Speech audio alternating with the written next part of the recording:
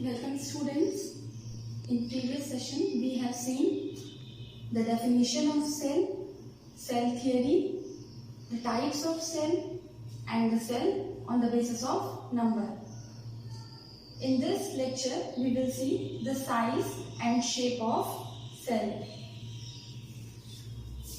Students, cells are generally microscopic, means they can be observed with the help of microscope only. Without microscope we can't see them. They are very small, so we can see them with the help of microscopes. That's why they are microscopic. But their size may vary, their size can vary from very small to large. Means different cells are of different sizes. Some cells are very small and some cells are large. So, first of all, we will see the smallest cell. The smallest cell in the world is a bacteria, whose name is Mycoplasma. So, Mycoplasma is a bacteria which is the smallest cell in the world, and its size is 0.1 to 0.5 micrometer. Its size ranges up to 0.5 micrometer. So, this Mycoplasma is a bacteria which is the smallest cell in the world. In same way, human RBC, the red blood cell, RBC, what is RBC? The red blood cell found in human beings are also small cells. Their size is also small, almost about 7 micrometer. So, which is the smallest cell in the world? Mycoplasma, which is a bacteria, is the smallest cell in the world. The next is longest cells. Students, longest cells are those cells which are very large in their length. Their length is very large. For example, nerve cells. What are nerve cells? Nerve cells or neurons are the cells which are found in our brain. So these nerve cells or neurons are found in brain, and they are the longest cells in the world. Their length is very large, almost up to 90 to 100 centimeter. Their size may be 90 to 100 centimeter. This much long they are. So nerve cells are the longest cells in the world, whose size may be 100 centimeter, maybe up to 100 centimeter. Some plant fibers also, like cotton, the one single fiber of cotton is up to 4 centimeter in size. So these some plant fibers are also long in their size. So which is the longest cell in the world? Nerve cells. Generally the nerve cells are the longest cells. The next is largest cells. The largest cell in the world is generally the bird's eggs. The eggs of the bird, the eggs laid by the birds are largest cell in the world. And ostrich egg. Ostrich is a bird whose egg is the largest cell in the world. Its size is 170 into 135 mm. Its size is almost 170 to 135 mm, means its size is 15 centimeter long. The size of the egg of the ostrich is almost 15 centimeter in length and 13 centimeter in width. So this much large this cell is, which is ostrich egg. It is a single cell. This egg is a single cell whose size is almost 15 centimeter in length and 13 centimeter in width. You can imagine its size by the help of a scale. The length of the normal size scale is 15 centimeter. So you can imagine ostrich egg size. 15 centimeter in length and 13 centimeter in width. And the size of hen's egg is 60 into 45 mm. So this much large they are. So students, on the basis of size, the smallest cell in the world is Mycoplasma. The longest cell are nerve cell, and largest cells are ostrich egg. Ostrich egg is largest cell. Now, there is a point to notice that cell size does not depend on the size of that organism. Cell size does not depend on the size of that organism. What is the meaning of this sentence? Students, means if there is an elephant and if there is a mouse, So it doesn't mean that in elephant the size of the cell will be bigger and in mouse the size of the cell will be smaller. It will not happen. If the animal is larger or the plant is larger, if the organism is larger, it doesn't mean that in that organism the size of the cell will be large, and in the smaller organism like mouse the size of the cell will be small. It will not happen. In elephant and in a mouse the size of the cell will remain almost same. Okay, in an elephant and in a mouse the size of the cell will remain almost same. Then what will be the change? What will be changed? In elephant the number of cells will be more, and in mouse the number of cells will be less, but the size of cell will remain almost same in both elephant and mouse. In bigger animal the number of cells will be more but their size will remain same, and in smaller animal the size will also be same as the larger animal, but there in that smaller animal the number of cells will be less. So cell size does not depend on the size of that organism. Now, why the cells are microscopic? Why the cells are generally small? Why they cannot be large? Let's understand this with the help of an example. Students, this is a cube. We have taken a cube. Each side is about 1 centimeter long. So first of all we will calculate the area of this cube. What is the formula of area of the cube? 6a square. The formula of the area of the cube is, it is a cube, its formula is 6a square. Now what is a? Here a is equal to 1. A is equal to 1. So 6 into 1 square is equal to 6. Now we will calculate its volume. The volume of this cube. What is the formula of volume of cube? A cube.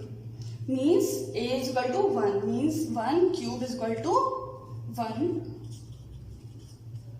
centimeter cube. So we have calculated the area of this cube is 6 centimeter square and the volume of this cube is 1 centimeter square. Now we will calculate the area and volume ratio. The area is 6 and the volume is 1. Okay, so area and volume ratio is 6:1 or 6/1. Now we will take one more cube.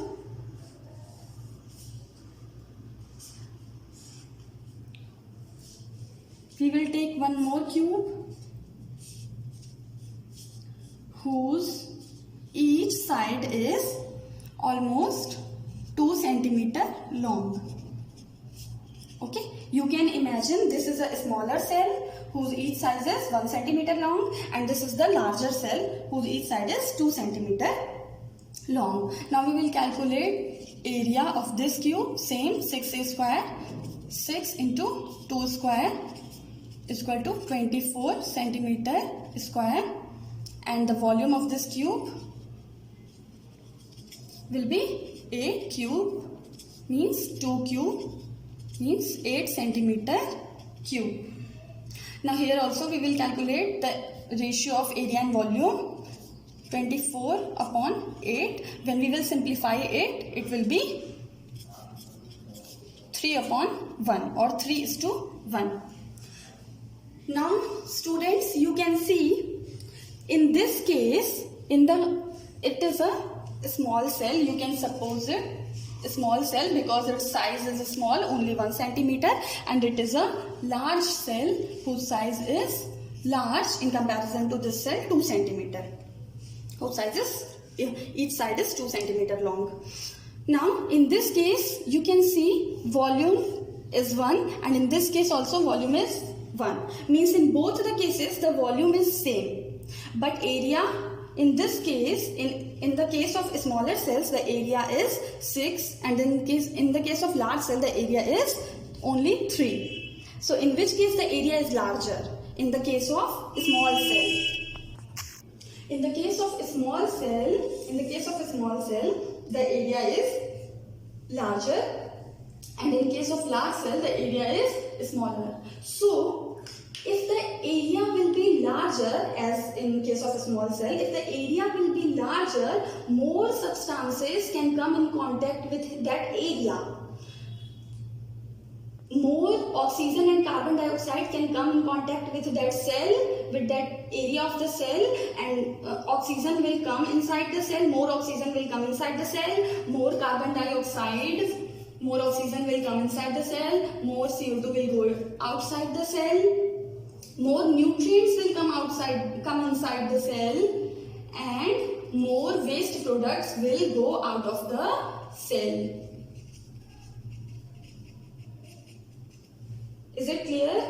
Means if the area will be larger, and area is larger in which case? In the case of small cell, the area is large, 6. So if the area will be larger, then more substance can come in contact with that area, and the movement of substances will be possible easily in that case. Means if the cell is small, it will be more efficient because its area is large. So in the case of a small cell, the area is larger, so the movement of these substances from outside the inside and from inside the outside is easier. That's why the cells are generally small, because small cells are more efficient. You have seen here, small cells are more efficient.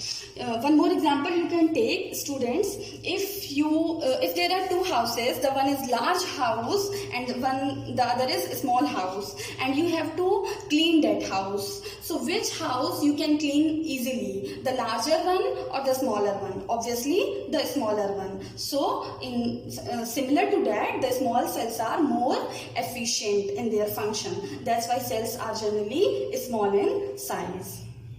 Now we will see the shape of cell.